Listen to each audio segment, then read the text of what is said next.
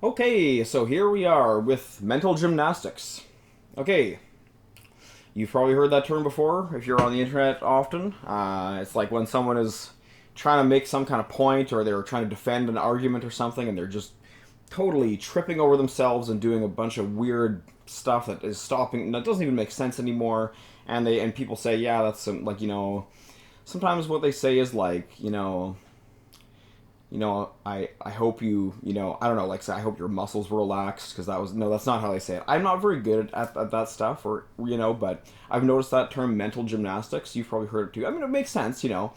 But for me, it's really interesting, when I first saw that term, because like for a long time, I've very actively practiced like mental yoga, and that's like not even that's not a shitpost thing. That's like that's quite serious. That's good stuff. That's really good stuff, and you should do that actually. Now, mental gymnastics is maybe something you should also do. Now, you can learn about mental yoga, right? People teach that. Like, I might get into some stuff about that like at some point, but you kind of need a little bit of authority to teach that kind of stuff because, I mean, it's kind of tradition.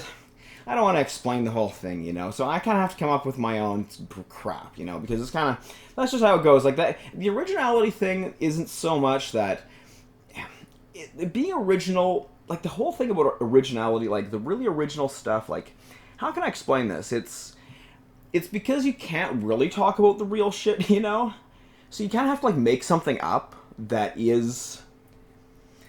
It's like it's hard to explain. It's really hard to explain. It's hard to get stuff across. It's hard to really explain some certain things, and you need some kind of you need a context. You can't just like put videos on the internet of like real, of just anything, some really because we can make videos. It's kind of like pornography or something. That is like having sex is or whatever. That's I think that's but like pornography. That's if you could film that. I mean, there are some amateur porns that are really good actually. I mean, there are, but that are like beautiful or something. There are a few, that are circulated on underground circles and stuff. There's some Italian stuff, but like with uncircumcised penises. But I mean, like it's most pornography is just really base, and it's kind of like where was I going with this? It's kind of like when you try to like capture something, it totally destroys it. That's kind of the thing. And so with really pure knowledge, when you try to like express it with like no kind of original spin on it, then it doesn't really work. Like just the pure knowledge, it just sounds very trite for most people. Some people can hear that stuff, but it's that like pure knowledge is basically where like the expression trite comes from because it's just so obvious that it's not even interesting anymore, right? So we have to kind of put it together in a different way. So mental yoga is actually pretty obvious in a lot of ways, and it's also pretty like it's. I mean, another word for it sometimes is transmutation, and a lot of mental yoga is not very intellectual. That's a good thing to know about it. It's more emotional and kind of energetic, but mental gymnastics maybe is an intellectual exercise that we could talk about. Like maybe mental gymnastics is like a real thing that we can do. Maybe that's not even like maybe when we say nice mental gymnastics is because they're not doing graceful mental gymnastics. Like if they were, maybe mental gymnastics are something that we have to just do all the time. Because the thing is that we live in a really really crazy environment. Like this, I mean, if you really think about it, like when you start, I mean, a lot of people just at face value accept kind of like the situation that they're in and like the context of their life and stuff. Like, well, when for me, I think about like the fact that like even though there are medicines that are very good for me and work very well for me and that I have a good tolerance to and help benefit me a lot, it is illegal for me to have them, and they're illegal for me to have them because I reported that they were beneficial to me. And I mean, like, that just seems so weird to me. And like, it isn't that way in France, right? Like, people think it's the same way everywhere in the world, but I mean, we're also like, we're not really, to fully inform yourself of stuff, like something that is interesting to note, like, in France, if you go ask for like for a prescription for a stimulant, they'll just give it to you, right? And it's because they figure that'll if an adult wants that, that'll probably help them, right? And if an adult wants that, it's probably the thing they need, right? Because they're asking for it, so they just give it to you. It doesn't even matter, it's like, okay, I'm probably now if a kid is ADD, they don't even like they don't give it to kids though. God, I don't know. I don't want to say, like, I know a lot of people who have used like ADD meds from like being a teenager and it really helped them.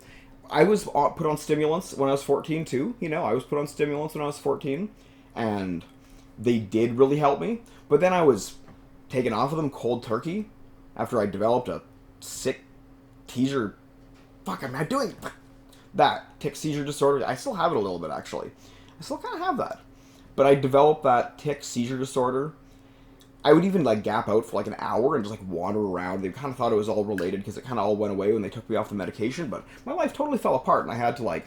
So I mean, what is this thing about? It's kind of like, what are the mental gymnastics of the the institutions of medicine holding on to drugs, which means medicine, and drug prohibition. Like, what are the mental gymnastics around that? I don't seem very graceful to me, because originally marijuana was kind of like, there was a few banned drugs. Like, they kind of banned opiates. Like, that was kind of initially because, like, really 1/6 of Americans did like heroin every day, and it was like a marketed product. Like, heroin was like they created it and they're like, yes.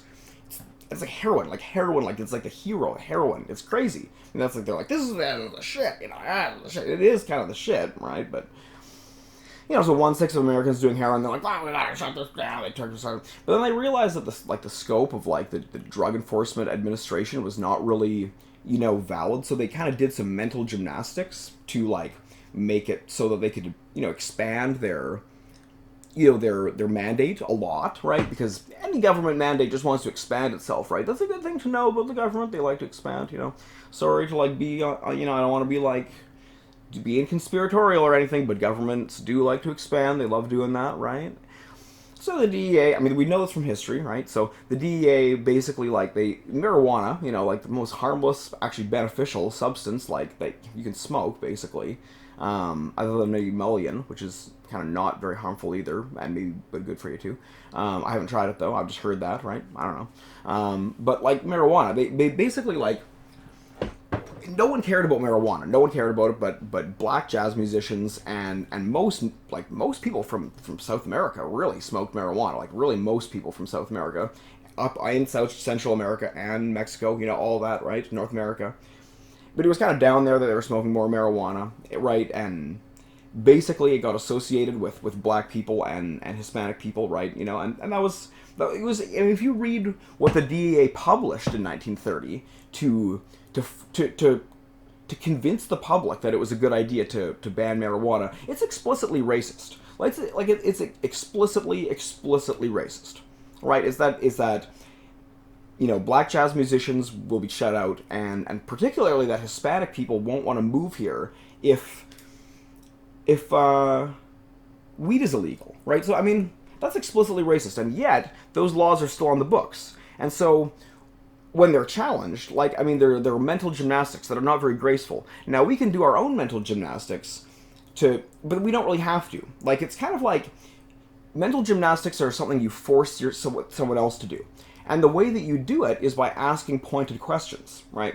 So basically, the idea of, because people can tell when people are doing that, they either get angry or they kind of do some mental gymnastics. So there's some kind of thing when people are called out on stuff. I've done lots of mental gymnastics in my life I love doing them personally. I can do them pretty gracefully a lot of the time. You can still tell that I'm doing them, but my partner often accuses me of giving what she calls a politician's answer. And that's true. Like, I mean, I was raised by someone who literally worked for the government, so, I mean, I know how to sound like that, right? I know how to kind of do that, be very diplomatic, and it's generally when I disagree, but I don't want to offend. I mean, that's true. Like, and it's not a bad idea. It's not a lie to, like, put things in a diplomatic way.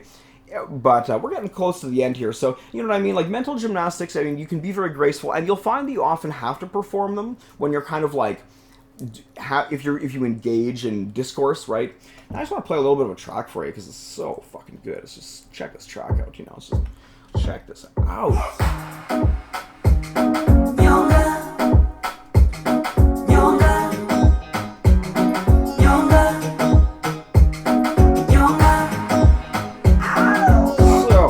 Good.